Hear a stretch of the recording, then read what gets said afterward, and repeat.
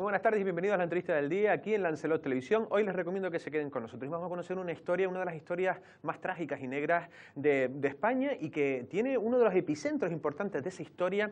Ocurre en Aría, en el pequeño pueblo de Aría. Es un caso de envenenamientos masivos. Estamos hablando del metílico, cuestiones que ahora vamos a ir hablando sobre todo con el autor de este libro, de Fernando Méndez. Metílico, 50 años envenenados. Una trama complicada, una laboriosa investigación, y se cumplen esos 40 años de esa primavera de 1963 donde se cuenta que murieron 51 personas y varias se quedaron ciegas, pero se cree que muchas más. ¿Quién nos va a contar todo esto? Don Fernando Méndez. Fernando, ¿qué tal? ¿Cómo estás? Hola, encantado de estar aquí. Bueno, primero, Fernando, decir que vienes esta tarde pues, para explicar un poco, ¿no?, qué sucedió y en Aría, como en el epicentro de la historia, ¿no? Correcto, Aría ha sido el centro de esta historia de dinero, veneno y muerte, una historia donde estamos hablando de miles de muertos, de miles de víctimas y ciegos que ha habido en el año 63 por consumo de una bebida como es, digamos, el alcohol metílico, que era un alcohol que se utilizaba, para que se hagan una idea, para fabricar pintura, combustible de aviones, para fabricar barnices, y que unos bodegueros desaprensivos en Galicia utilizaron porque era un coste mucho más bajo que el alcohol etílico para fabricar bebidas para uso de boca, ¿no? ¿Y por qué digo que Aría es el epicentro de toda esta gran trama? Pues porque en este pueblo de Lanzarote, una farmacéutica llamada Elisa Álvarez Ovalla, en aquella primavera del año 63, tal día como hoy, del mes de marzo, esa farmacéutica descubre que mucha gente está empezando a morir en este pequeño municipio, da la voz de alarma y eso permite que se paralice todo el consumo de bebidas alcohólicas en toda la isla de Lanzarote y también en toda Canarias, y gracias a eso hemos podido constatar que ella fue la verdadera heroína del metílico, esta farmacéutica, y que no ha habido muchísimas más muertes que las que hubo, más que 51 oficial, que es una cifra completamente irrisoria. Vale, ¿no? De eso vamos a hablar porque hablas de cantidades muy superiores. Bueno, pues vamos a contar un poco la historia, porque para que lo sepa la gente, digo que es de ámbito nacional, porque todo surge, como dices tú, en una bodega, creo que era de Orense, ¿no?, de un orensano que a su vez luego la vende a otras bodegas, a una de Vigo, que es la que acaba expandiendo todo. ¿Es así? Correcto, esto es un bodeguero orensano que se llama Rogelio Aguiar, que en los primeros meses del año 63 descubre que hay un alcohol que no tiene olor, que no tiene color, que no tiene sabor, que es el alcohol metílico, que es muchísimo más barato y con el que puede hacer bebidas rebajándolo con agua, con esencias, con café, con diferentes sustancias. Él hacía principalmente licor de café. Él hacía licor de café, hacía aguardiente, hacía ron, hacía ginebra, hacía, digamos, licor de hierbas, todo tipo de licores en su bodega, y era un hombre, un emprendedor, una persona que quería, bueno, pues comerse el mundo del ámbito vitivinícola, y entonces descubre la gallina de los huevos de oro, ¿no? Esta sustancia que valía 14 pesetas el litro, cuando el alcohol etílico, el bueno, valía 30 pesetas, y bueno, esto es una maravilla, ¿no? Entonces, perdón, ¿él cuándo se da cuenta que eso es mortal, que es un veneno? Sí, No, él lo sabe desde el primer momento. Sí. Él sabe que esto es un veneno. Lo que ocurre es que ni él ni los demás bodegueros a los que vendió, digamos, esta sustancia querían matar a nadie. Ellos no eran asesinos, ellos lo que eran, querían hacer un gran negocio, tenían un afán desmedido de lucro, pensaban que rebajándolo con agua, rebajándolo con esencia no sería mortífero, pero claro, estamos hablando de un alcohol que se extraía de la hulla, del carbón, se sintetizaba de la hulla y se vendía solamente con fines industriales, y que este bodeguero de Orense lo traía en cisternas por la noche, con una nocturnidad evidente, desde Madrid a Ourense, lo metía con unas cisternas, con unas mangueras en las gateras de su bodega y ahí lo depositaba. Y perfectamente convivía este veneno con otras sustancias, como vino, con otras sustancias que tenía en la propia bodega. Pero él evidentemente sabía que esto era malo. Y Fernando, ¿por qué los dos focos principales, porque de las 51 muertes constatadas, los dos focos casi a mitad son Galicia y son Canarias, y principalmente, bueno, Aría, La Gomera, en Tenerife, pero ¿por qué esos dos, cómo llega a Lanzarote ese alcohol especialmente adulterado, lógicamente? En aquella primavera del año 63, cuando empiezan a producirse las primeras muertes, tanto en Lanzarote como en Galicia, era imposible hermanar estos dos acontecimientos, evidentemente, ¿no? Pero teniendo el origen de toda esta historia, la bodega de Ourense, ¿por qué esto llega a Canarias? ¿Por qué llega a Lanzarote? Pues porque en un envío por barco que hace un mayorista de Vigo, de un bodeguero de Vigo a Lanzarote, pues se constata que unos garrafones llegan al pueblo de Aría y ahí, a los pocos días de llegar los garrafones, se empieza a distribuir y es cuando la farmacéutica, digamos, hace sus primeras analíticas en la rebotica. Ella tiene un sexto sentido que le dice que no es normal que 2 o 3 personas mueran en un pueblo pequeño, de un pueblo tranquilo como es Aría, y entonces decide coger pues una muestra en la taberna del pueblo, hacer una analítica en su rebotica, muy incipiente evidentemente, pero es una analítica irrefutable que da como resultado altísimos porcentajes dosis letales de metanol. Entonces, en ese momento, ella da la voz de alarma al médico de Máguez, da la voz de alarma al alcalde y hablan con el juez en Arrecife. Entonces, decomisan todo, empiezan a tirar de la manta y descubren que un cargamento de bebidas con alcohol metílico había llegado del puerto de Vigo a Lanzarote una semana antes y desde Vigo ese cargamento había provenido de Orense, que era donde era la cuna del veneno. ¿Y en Galicia cómo se dan cuenta de que también ellos corren peligro? Pues en Galicia se dan cuenta en el momento que el juez de Arrecife da la voz de alarma a nivel nacional en todos los juzgados, se empieza a tirar de la manta y hay una noticia publicada en el medio de comunicación en Faro de Vigo esos días en donde se alerta de que gente ha perdido la vista y ha fallecido en Lanzarote por beber bebidas adulteradas con metílico. Claro, imagínese lo que esto supone para los propios bodegueros que leen esa noticia. Ellos saben la gravedad de lo que está ocurriendo. La gente cuando lee la noticia no le da mayor importancia, de hecho ocupaba una página secundaria en el periódico porque pensaban que era una intoxicación pues aislada, pero evidentemente los bodegueros sabían que esto era muy grave. Entonces automáticamente intentan deshacerse de todas las existencias del material de metílico que tenían en sus bodegas. De hecho hay la prueba de que hasta un perro que se puso a lamer digamos los restos que caían de un bidón acabó ciego y acabó muerto a las pocas horas, y entonces a partir de ahí surgió la alarma social, se da digamos aviso a la policía, a la Guardia Civil y empiezan a decomisar todas las bebidas. Bueno, para que la gente que nos esté viendo, porque aquí pueden pensar que a lo mejor esto era una cuestión de que podían beber durante muchos años y era cuando fallecían, era súper agresivo, ¿no? Esto era una cuestión de horas. Una persona se quedaba ¿Con qué ciega, dosis podían...? Pues con una simple copa. Esta misma copa que tengo yo aquí en mis manos, esto si estuviera lleno de aguardiente o si estuviera lleno de una bebida con alcohol metílico, si te bebes esto, en cuestión de horas te quedas ciego porque te quema el nervio óptico, es lo primero que actúa, quemando el nervio óptico, y a continuación empiezan a haber unos desajustes intestinales, empieza a haber un fallo multiorgánico y en cuestión de horas se produce la muerte.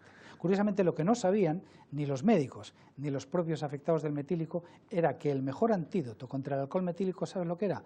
Cogerte una borrachera, como quien dice, de alcohol etílico, del bueno, sí, porque uno contrarrestaría al otro. Lo que pasa que la gente, lo que pensaba en las primeras horas es que esto se debía pues, a ataques de meningitis, a ataques al corazón, y no aventuraban que esto pudiera deberse a una intoxicación. Vale, ahora vamos a hablar del juicio, porque también el juicio tiene tela, por decirlo de una manera. Pero, por ejemplo, en el caso de Lanzarote también habrá mucha gente que no, bueno, y lo verán esta noche en Aría, porque les tocó a gente de Aría.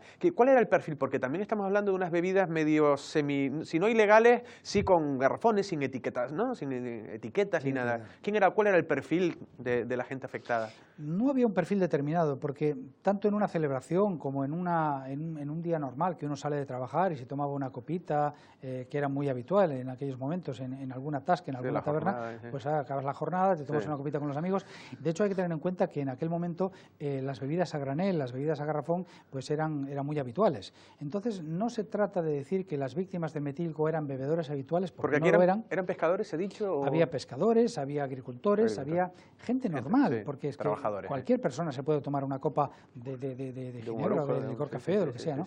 Entonces, el error, que muchas veces yo creo que gran parte de toda esta historia se ha intentado tapar, quizás por vergüenza, porque las propias familias de las víctimas, sin ellos quererlo, fueron los grandes aliados de los acusados, porque no llegaron a decir que su familiar había muerto a lo mejor el día anterior por haber bebido pues simplemente una copa. ¿Por qué? Por ese prurito moral de decir que la gente no piense que mi familiar era un adicto al alcohol. Nada más lejos de la realidad. Lo sabía, evidentemente, gente que bebía habitualmente, pero también había muertos que simplemente se habían tomado una copa. Vale, de eso vamos a hablar ahora cuando hablemos del juicio, pero lo has dicho tú antes y también quiero dejar ese bloque cerrado. Lo has dicho y es importante, 51 personas que se cree, pero tú has llegado a decir que hasta miles. ¿Por qué crees tú que ha podido morir? Porque lo has dicho también que algunos se consideraban paros cardíacos, meningitis, pero tú dices hasta miles. ¿Por qué? ¿Por la cantidad del volumen que se pudo...? Yo esa pregunta se la hice al fiscal cuando estuve investigando todo esto, estuve 5 años investigando, entonces yo, como quise ser muy fiel y muy riguroso con las cifras, con los datos, con todos los datos que tenía para esta historia, le pregunté, don Fernando, ¿cuántas personas pudieron morir por el caso del metílico? Y él me dijo, si quieres decir 1000, perfecto, si quieres decir 5000, perfecto, si quieres decir 10.000, perfecto. Y claro, yo me sorprendía porque como periodista quieres ser riguroso. Y le dije, pero ¿qué me está diciendo? Y me dice, con una simple operación matemática te vas a dar cuenta de eso. Si se compraron 75.000 litros de alcohol metílico para fabricar bebidas y una sola copa bastaba para matarte o para dejarte ciego, ¿cuántas copas se pueden hacer con 75.000 litros? Porque de eso me decía él. Entonces, claro, en ese momento salen miles. Que se comercializaran 50, 60, 40, 30, nunca se sabrá. Pero ten en cuenta que la emigración española en América, la emigración en Europa, el Sáhara, Estados Unidos, muchísimas partes del mundo, bebidas de estas fueron por centenares de cajas. Y nunca se le pudo hacer un seguimiento. Solamente se decomisó un cargamento de bebidas metílicas que llegó al puerto de Nueva York en aquella primavera. Curiosamente, en esa fecha, resulta que las noticias del New York Times decían que esos días el puerto de Nueva York había quedado limpio de vagabundos. Limpio. Es decir, habían muerto muchos vagabundos porque tenían acceso a las bebidas más comunes y eran las bebidas con alcohol metílico. Claro, bebidas, por eso decían. Pero miles, estamos hablando de miles de víctimas, miles de heridos, miles de ciegos en todo el mundo, sin lugar a dudas. Sí, sí, una cosa. Por eso es irrisoria la cantidad de 51 muertos y 9 ciegos. Claro. Irrisoria. Vamos un poco ahora ya al caso judicial. Algunos, bueno, ya tú has ido comentando, has ido dando pinceladas. El tema de que fue un caso injustamente tratado, vamos a decir que fue un caso deficitario en cuanto a su justicia. ¿Por qué dices eso? Pues mira, previamente, antes de nada, yo lo que quiero es agradecer fundamentalmente al Ayuntamiento de Aría, al alcalde de Aría, a Marciano Acuña, porque esto hecho que estamos comentando hoy se va a celebrar y va a tener lugar el primer homenaje social que se hace por fin a las víctimas del metílico. Claro. En 50 años nunca se había hecho un homenaje en ninguna institución, ni a nivel local, ni a nivel provincial, ni a nivel autonómico, ni nacional. Se ha parado a pensar en hacerle un simple homenaje a las víctimas del metílico. Hoy estamos conociendo un atentado terrible en Bruselas. De vez en cuando cae un avión y enseguida les hacemos un homenaje a las víctimas. Sin embargo, en esta tragedia del metílico, esto se ha querido tapar, no sé por qué motivo, se ha corrido un tupido velo durante 50 años y nadie se ha querido acordar. Yo creo que esto es porque es una verdad incómoda. Es un juicio donde hubo juicio pero no hubo justicia. ¿Por qué? Pues por 3 motivos. Primero, los condenados no cumplieron las penas a las que fueron condenados. En segundo lugar, las víctimas no cobraron ni un solo duro en aquel momento de las indemnizaciones que les correspondían. Y en tercer lugar, la vertiente política, el Estado, en su momento, la dictadura de Franco en su momento, no se hizo cargo de las indemnizaciones que les correspondían a las víctimas. ¿El franquismo lo veía como una mancha en esa apertura que estaba sufriendo España en los años 60? Correcto, yo creo que más bien era un tema, estábamos hablando de los años 60, la época en la del Spain is different, ¿no? Que empezaban a llegar los suecos, los alemanes, los ingleses a Canarias y a España, y entonces el régimen no podía permitir que hubiera una mancha en toda esa nueva ambición aperturista que tenía España. Entonces, lo que se trató es de que esto fuese juzgado como un delito normal contra la salud pública, cometido por personas normales, que eran bodegueros, a personas normales, que eran las personas desconocidas que fallecieron. Nunca se quiso responsabilizar el Estado de la falta de control que tuvo por permitir que un veneno como el metanol circulase libremente por las bodegas de España sin ningún tipo de guía, sin ningún tipo de control. Claro, incluso de lo que he podido informarme o documentarme, la farmacéutica, María Elisa Álvarez, creo que era el nombre, incluso fue amenazada de muerte en el juicio, no sé si... Ella fue amenazada estando aquí en Aría, de hecho intentaron incluso hasta quemarle la farmacia. Tú ponte en el caso y pónganse todos los espectadores en el caso. Estamos hablando de los años 60 en el que la mujer tenía un papel evidentemente no como el de hoy, sino circunscrito a su ámbito familiar y de su casa. Esta es una chica que se acaba prácticamente de licenciar como farmacéutica, no es canaria, viene a Canarias a vivir a un pueblo y al poco... madre mía, en los años 60. Y a los pocos meses de estar viviendo aquí salta esta alarma y ella se enfrenta a comerciantes, se enfrenta a almacenistas, familias, se enfrenta a todo el pueblo por defender una verdad, y que era que la gente estaba muriendo. Entonces esta chica, sola, porque además se encontraba sola, tuvo que hacer frente a unas presiones enormes. Imagínense ustedes lo que pudo ser eso, ¿no? Sí, recibió un reconocimiento, creo que del propio Colegio de Farmacéuticos. Correcto. Sí, unos ¿no? años después fue reconocida a nivel nacional por sus investigaciones, y hace muy poco también en su pueblo, es Villaviciosa, en Asturias, también le hicieron un reconocimiento social, y ahora estamos, el alcalde me acaba de comunicar que están trabajando también en un proyecto tanto para reconocer la labor que hizo ella como para reconocer las víctimas y las familiares del metílico. Claro. ¿Qué similitudes hay en el caso del metílico y el de la colza, que casi es otras cosas de envenenamiento, de grandes altas toxicidades? ¿Qué similitudes hay? Bueno, pues las similitudes son que son dos casos de envenenamiento, pero no hay ninguna más, porque la colza está perfectamente circunscrito, se sabe perfectamente, está acotado el número de víctimas. Ocurrió en los años 80, donde ya había muchísima más información, pero el número de muertos y de víctimas de la colza es infinitamente menor a lo acontecido con el metílico, porque es que la colza, digamos que murió mucha gente, pero aquí estamos hablando de miles de víctimas, de miles de heridos, de miles de muertos. ¿Oficialmente la colza cuánta gente murió? Pues yo creo que andaba en torno a los 100 personas, una cosa así, ¿no? Yo creo que más. Un número por ahí, no me hagan mucho caso, pero yo creo que sí. Pero en cualquier caso, 100 o 100 y poco, que ya es mucho, con que muera una persona evidentemente es muy importante. Estamos hablando de miles de casos, pero además el tema del juicio del metílico, con respecto a Canarias, cuando hablábamos antes del tema del juicio, de todas las irregularidades que hubo, una de las grandes irregularidades fue que los 31 testigos de Canarias no pudieron ir a declarar en el juicio. Y sencillamente no pudieron porque es que no le pagaron las dietas.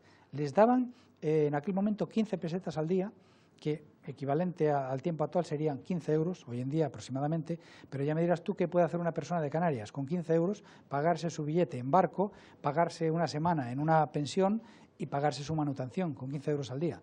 Entonces, los testigos del metílico tampoco pudieron ir de Canarias a declarar. Claro, de hecho, hasta el juicio estaba viciado porque, no sé si ahora tú me dirás, como no lo consideraban casi ni un envenenamiento, sino como quien consume algo con una fecha caducada, por decirlo de una manera. No sé si las penas fueron... ¿no? Las penas fueron de entre 1 y 20 años, evidentemente, eso sí estaban... aunque no cumplieron, un delito contra la salud pública, pero era simplemente eso, un delito contra la salud pública, y donde las dos empresas que eran responsables civiles declararon en quiebra, no pudieron indemnizar a las víctimas, y era verdaderamente dantesco, por decirlo de alguna manera, ver a aquellas personas que se quedan ciegas de la noche a la mañana. Tú imagínate que por tomarte un trago de esta agua que estamos bebiendo aquí, dentro de 10 minutos empiezas a ver mal y dentro de 2 horas estás completamente ciego. Bueno, pues ver a esta gente que se acercaba al tribunal a declarar con un bastón blanco acompañado de sus familiares era verdaderamente tremendo, y las lágrimas que se vertieron en aquel juicio por parte de los ciegos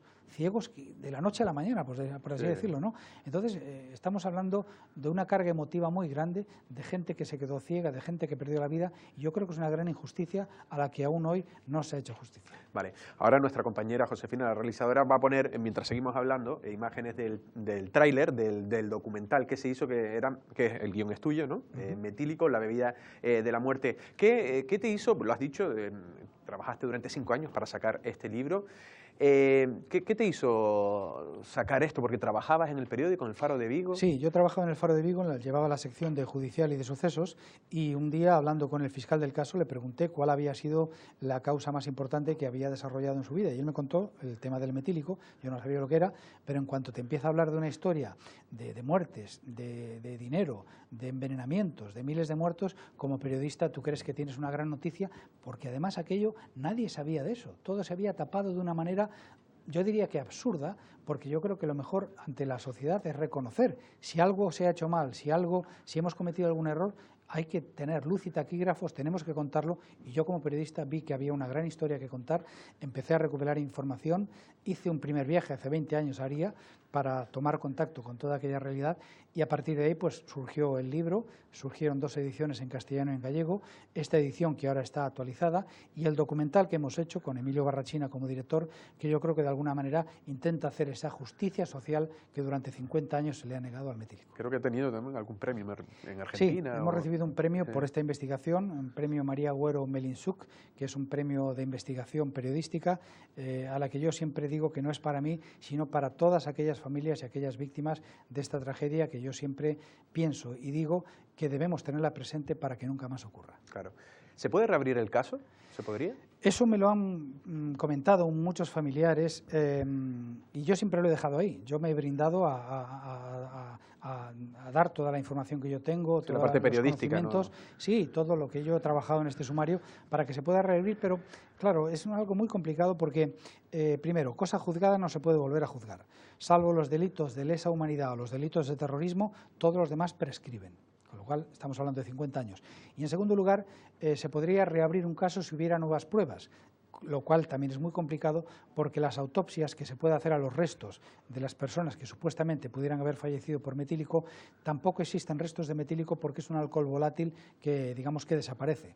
Entonces, reabrir el caso, yo creo que sí se podría desde un punto de vista, digamos, de la vertiente social, para que se pueda hacer, digamos, la verdadera justicia que nunca se ha hecho. Exactamente, buscar algún tipo de indemnización. Ahora, desde el punto de vista penal, evidentemente no se puede. Ahora, lo que sí es importante también es que el metílico ha unido generaciones. Y yo en las conferencias que doy veo a jóvenes de 15, de 20 años con sus padres y con sus abuelos, porque de alguna manera los padres y los abuelos son los que todavía recuerdan toda esta historia. Claro, lo vivieron. En este caso me pareció leer que la familia, o una hija, o una sucesora de la familia Lago, hizo como una especie de no sé si escrito o investigación, no sé si estabas de acuerdo en lo que esta persona dijo, porque defendía a la familia, en este caso al bodeguero no de Orense, sino al de Vigo, ¿no? al que distribuidor. envió los cargamentos a Canarias, sí. Exactamente. ¿Qué te parece? Yo respeto tremendamente, como no podía ser de otra manera, las investigaciones. Y en este caso, pues la novela o el libro que publicó esta persona, no lo comparto evidentemente porque entiendo que esta persona quiera limpiar el honor de su familia, me parece perfectamente lícito, pero evidentemente... ¿Qué decía? ¿Que no conocía a lo mejor No, como dijeron todos los bodegueros, al final el juicio fue, digamos, 10 contra 1, todos los 10 bodegueros contra el otro bodeguero, que es el principal acusado, diciendo que no sabían lo que les había vendido, y él decía que evidentemente sí lo sabían de sobra, porque un producto que vale la mitad que el otro, tienes que saber realmente que no era de gran calidad, ¿no?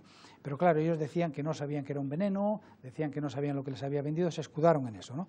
Yo lo único que he hecho es basarme exclusivamente en el sumario, no he aportado en este libro ninguna subjetividad, es completamente objetivo, son todos los datos plasmados de sentencias, de informes y del sumario, que lo que hablan es de una condena para todos los bodegueros que fueron condenados por un delito contra la salud pública. Claro. Y Fernando, ¿se podría volver a dar un caso como este?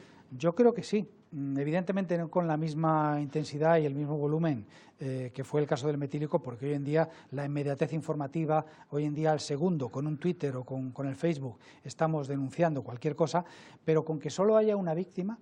De hecho, siguen muriendo gente por metílico. Recientemente han muerto en Perú, en Sudamérica, en muchos sitios. Sigue muriendo mucha gente, en Rusia también. Pero con que solo haya una víctima, vale para que tengamos muy en cuenta, sobre todo los padres que tienen niños y jóvenes en época adolescente, que temas como el botellón, que temas como el garrafón siguen siendo muy de actualidad, y toda esa cultura asociada... Cuando se habla del garrafón, Fernando, porque todos hemos salido y cuando tenemos un poco más de resaca le echamos la culpa al garrafón. Claro. ¿El garrafón existe? Y lo hay, por supuesto que existe. De hecho, ¿y adulteran las propias botellas precintadas? Yo diría que más del 70%, constatado por la Asociación de Licoreros de Galicia, más del 70% de los alcoholes que consume la gente no tiene ningún tipo de control, más del 70%. ¿No? No. Y eso cuando abrimos una botella que hace un clic y con su precinto del impuesto y de... Pues hay mucha picaresca en ese sentido. No quiero decir que sea veneno, no quiero decir que sea malo, pero que hay alcoholes que escapan, digamos, al control oficial y que se venden y que se comercializan, evidentemente, constatado por la propia Asociación de Licoreros de Galicia. Entonces, a mí lo que más me preocupa, siendo eso preocupante, es que no hemos encontrado todavía una solución para nuestros adolescentes y nuestros jóvenes y de disociar lo que es el ocio y el alcohol. O sea, ¿por qué tenemos que vivir en una sociedad donde el alcohol vaya irremisiblemente unido al ocio del fin de semana? ¿No podemos hacer otras cosas? Nuestros jóvenes tenemos que estar anclados en esa cultura del alcoholismo y en esa cultura de consumir alcohol para divertirnos.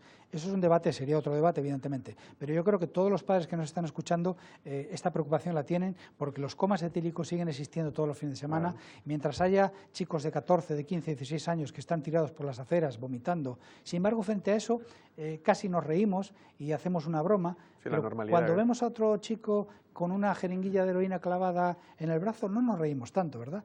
Sin embargo, cuando esto es alcohol, es como que más permisivo. Bueno, se han cogido un punto, un alegrote. Yo creo que contra eso tenemos que luchar y muy seriamente. Hay que tener cuidado. Última pregunta, ¿estás trabajando en algún tipo de investigación o sigues promocionando ahora mismo? ¿Qué estás haciendo? Bueno, ahora mismo estoy haciendo algo completamente diferente, que es novela. Estoy haciendo una novela de humor espiritual, porque necesito también oxigenarme, ¿no? y desentumecer un poco de toda esta investigación. Estoy trabajando en una novela de humor espiritual que es, desde el punto de vista humorístico, pues yo creo que va a gustar mucho y la presentaremos en breve. Bueno, pues nada, que vaya todo muy bien esta tarde. ¿A qué hora es en La Tegala? A las 8 en Aría. En la sala de La Tegala, ¿no? De La Tegala, en Aría. Pues Fernando, ha sido un verdadero placer. Muchísimas gracias. A vosotros, muchas gracias. Bueno, pues ya lo han visto, hemos hablado con Fernando Méndez, autor de Metílico, 50 años envenenados, una verdadera historia trágica de esa España que, bueno, que empezaba a salir un poco del pozo, pero se veía que no, que todavía España tenía muchas cosas que mejorar, ¿no? Como ha dicho, ¿no? Un juicio que no tuvo mucha justicia, 51 personas muertas, varios ciegos, pero se cree que muchas más, él lo decía, con una simple copa bueno, en este caso de un vaso adulterado por este metílico, ¿no? Ese derivado del metanol, pues podía causar la muerte o la ceguera. No se supo, no sé, también el sistema franquista ahí no supo un poco canalizar ese problema y todavía, como dice él, se queda un poco por sacar, y ha sido Aría precisamente el que ha querido incluso homenajear a aquellos fallecidos, porque en aquel momento pues igual no se veía muy bien. Para los que estén viendo esta entrevista, que sepan, a las 8, ya lo ha dicho Fernando, a las 8 en La Tegala en Aría, pues se dará una conferencia y podrán incluso adquirir el libro. Nosotros sin más nos despedimos, pasen una feliz tarde.